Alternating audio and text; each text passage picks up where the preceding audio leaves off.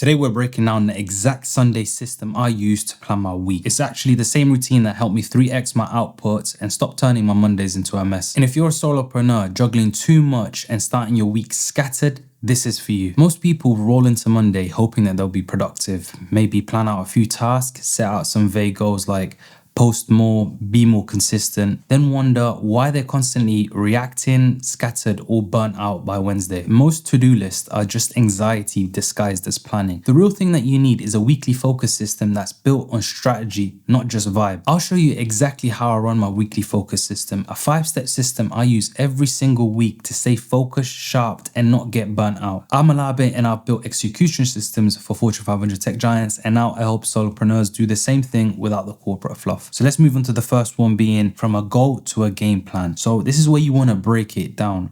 Imagine you're trying to build a house and you just say, I want a house. You'll be standing there looking at dirt all day long. But the moment you start breaking it down and start thinking like foundation, wall, ceiling, wiring, it becomes easy. You start to move forward now. You know exactly the parts that you need to look at in order to get the house. And this is the same for most creators. They'll have this monstrous goal and they'll stare at it and then just freeze, not knowing what to do. And it's not because they're like lazy or uneducated in that area. It's just the thing gets a bit daunting. So when you start thinking something like launch a product or make a video or publish a video, it's the same thing as I want a house. It's too vague and too big. Slice them into tiny winnable actions. Like for example, for that YouTube video, it'll be script, record, then edit, then you can publish your video. And the best thing that I've got in place whenever I'm in this position, I've got this level up checklist, and it's very simple. The first thing that I do is I set that one goal for the week that I want to achieve, and I try to understand by the end of the week, what do I want to complete? So for example,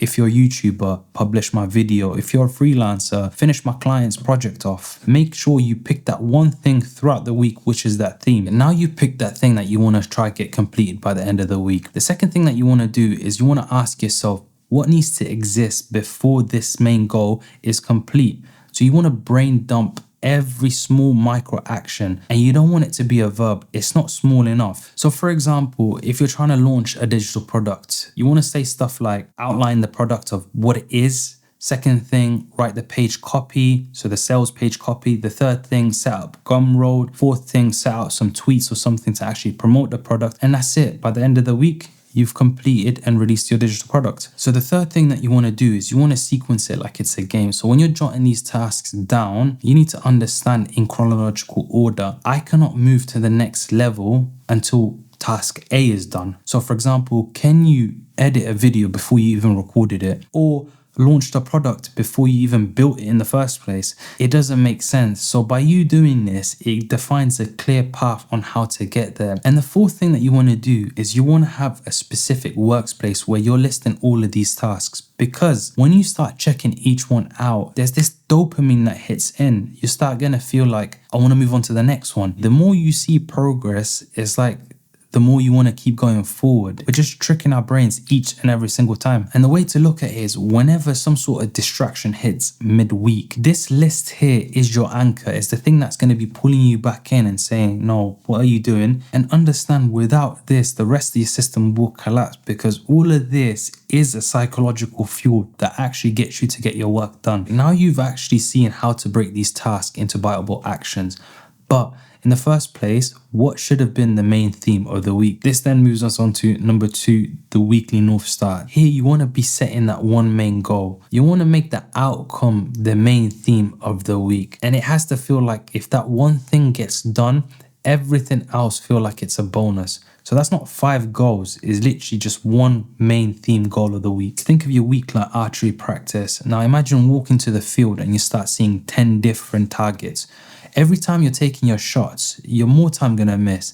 But no, if you've got one right dead center in the middle, every time you're taking a shot, you know it's just going to be momentum. You're getting closer and closer to your target. Write this question down. If I only finish one thing, what moves the business? You literally want to start your week by writing that at the top of your journal, Notion, or whiteboard. Here, you're not asking what's really important. You're literally asking yourself, what's that one thing that I get completed by the end of the week? It's definitely going to be a win. For example, if you're a personal brand, you want to be thinking more content creation. So publish my first long form video. Or if you're a freelancer, you want to be thinking, I've got a client here, let me get his job or first draft out of the way this week. This question here forces you to stop thinking about 12 different things that you might want to do and allows you to actually focus on that one thing that actually breeds growth. And the second thing that you want to do with this main goal is accountability. Tell a friend, tweet it out, put it on a private group chat, whatever it is. You want something to be there where you know you've said it out loud. Let me perform and put that into action. It's simple. It's some sort of accountability where you'll feel shame if you don't complete it because you've actually put it into existence. That's why a lot of people are scared to publish, because there's criticism. But now when you actually put it out there, it forces you. I can't emphasize this enough. For step 3, you need to make sure whatever you're doing, your main quest, you want that thing to be in front of your face every single time. You check Instagram probably 46 times. Why don't you just have it on your wallpaper, and every time you're getting there, you have it? Like, for example, as you can see, mine says YouTube. I had it previously, I've got it again. This is what I'm focusing on this week. One thing that you have to understand, focus is willpower. It's the thing that removes all types of different options out of there. And once you set out your North Star, it's like a missile. It's going to constantly be targeting your actual objectives. I've said it before, like the algorithm, all of that, it loves consistency, but your customers will always love deliverables, something that you're going to deliver to them every single time. Most creators know that they need a North Star as well as a clean plan, but every time they open up the tabs, 15 open up and chaos just respawns. And I've built a free weekly solo planner built inside of Notion that does the heavy lifting for you. So all you just need to do is map out your week with one click, drag and drop your task into the calendar, and boom, you're already organized. You know what to do and how to achieve it. So if you're interested, grab it in the description below. So now you definitely have your North Star on lock. But last week's data can still sabotage you if you ignore it. This moves us on to step number 3, review and reflect, win, loss, and lessons. So last time I spoke about any type of review was the weekly reset ritual. This is pretty much things that you're going to be planning for the week to come. But this here is literally about reflecting on what you've done last week. So think of it like a game tape where you sit down every Sunday to watch your highlight, your bloopers. So for example, things that you got done, what went well, what slipped, and things that you might want to be adjusting. So every week when I sit down to do my review, I use the WRAP method. So W stands for wins, what worked, R stands for results, what you got done, A stands for alignment, did you align with your big goal, and P stands for pivot, what needs to be changed for the coming week. This here isn't a journaling vibe. You're literally doing a performance check, so you do not repeat any mistakes on Monday. And the way I always do it is a weekly recap. I sit down and I do not spend more than 25 minutes to understand it. So the first 10 minutes I look at and list out the wins. The first thing that you want to ask yourself when you're listing out the wins is, what did I complete or improve this week that moved the needle? For example, I posted 3 TikTok videos consecutively this week, or it could be that you've gained 20 new subscribers from your email campaign. Here you definitely want to write every single thing out, no matter how small it is, because we're definitely fishing for praises. And this is the thing that's going to reinforce that momentum. And after we've done that, we move on to the next 5 minutes, which is listing out all the misses.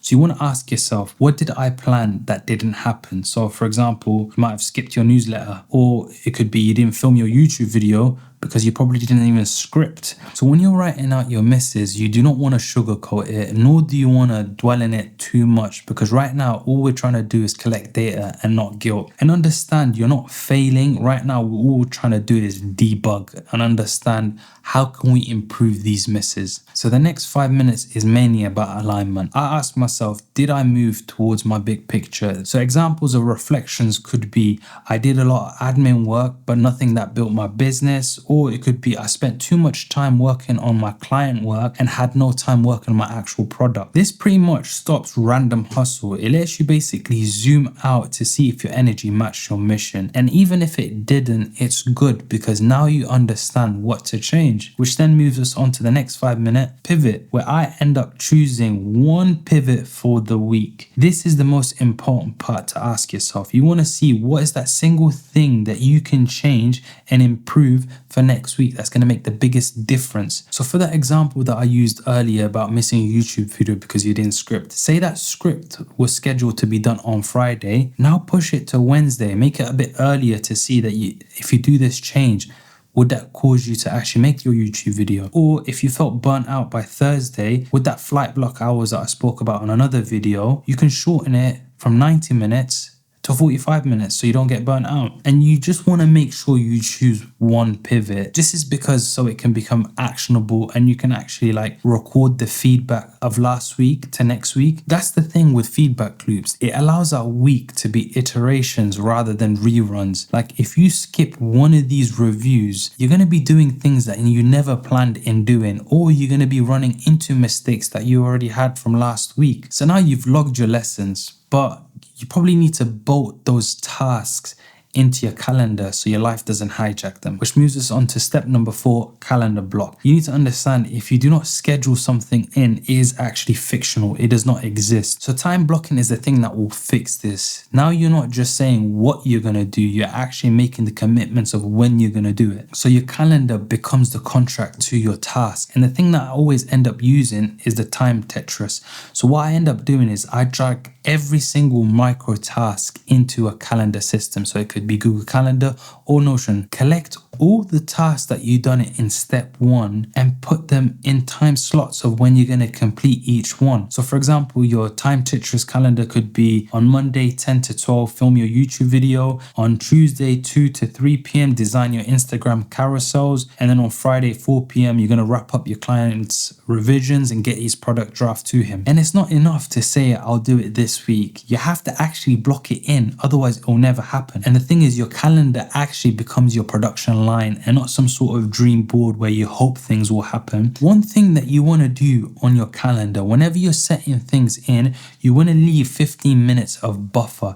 You don't want to squeeze everything in and create some sort of chaos tax, because then you're going to start getting burnt out. You're not a machine and things will always end up going over its time slot. So you want to leave that extra room space, because as a system engineer, I've noticed this happen a lot. Every time I've set a meeting with a client, we always end up going 5 to 10 minutes after the schedule. The importance of blocking, it actually prioritizes spending. Your weeks will actually know where they live. So you've booked solid, you've got everything in place where they should be, but a drained brain would always write bad code and even worse tweets. And the only way to fix that is by building in rest. Recharge to go again. People do not understand recovery is always part of the program. Picture this, it's Thursday afternoon and you're staring at your screen, but nothing is clicking. Do you think it's a motivational issue? Nah, bro, it's definitely a battery issue. You're overloaded and you're exhausted. Most solopreneurs or creators will plan everything but their energy. Rest isn't a reward for finishing. It's actually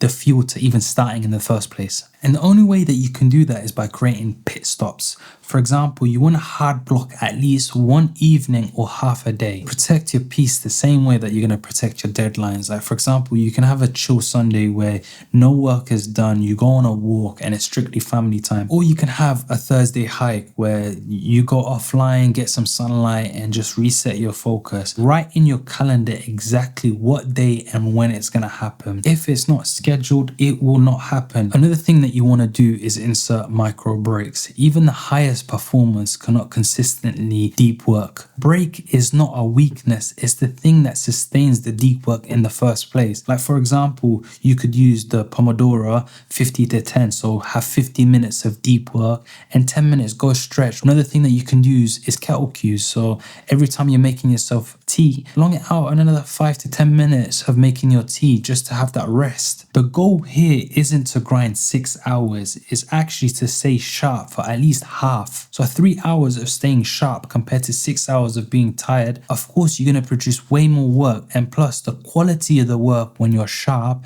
outweighs that 6 hours of drowsy work. For me personally, I have is non-negotiable sleep alarms. I cannot go sleep later than 11. It's not by choice. I will just not be able to function. I just start shutting down. You can ask anyone that's close to me. Every time it hits 11 o'clock, I'm either waffling, so I have to go sleep. That's what my body's learned. You can put your phone on do not disturb as well, but personally myself, I take that out of the room itself, because every time I have my phone next to me in bed, it's like there's a time skip. Thanos just came in and boom, we just disappeared, and it's 2 a.m. already. Worst case, don't disturb. Best case, take it out your room. And why rest and all of this really matters, energy compounds like it's actual money. Planned rest is the thing that prevents creative bankruptcy. It's that thing that triggers subconscious thinking and creativity. Like the moments that you're sitting in the shower thinking of that great idea is because you're well rested. So as a quick recap, so everything sticks, the first thing is breaking it down. Shrink every big goal into tiny winnable actions. You need to know exactly what you want to do and how to do it. Number 2, set that one goal, that North Star, the thing that you set out that once you've completed at the end of the week has the biggest outcome. Number 3, review and reflect. Understand what you did last week, your wins, your losses, anything that was aligned, and what you need to pivot and change for next week. Number 4, calendar blocks. Block in every single task for the week, because if it's not scheduled, it will not happen, and that is your production line. Number 5, build in rest. Protect your energy like your output depends on it, because it actually does. If this video helped, drop a like, and don't forget to subscribe if you want more systems to simplify your solo business. See you in the next one.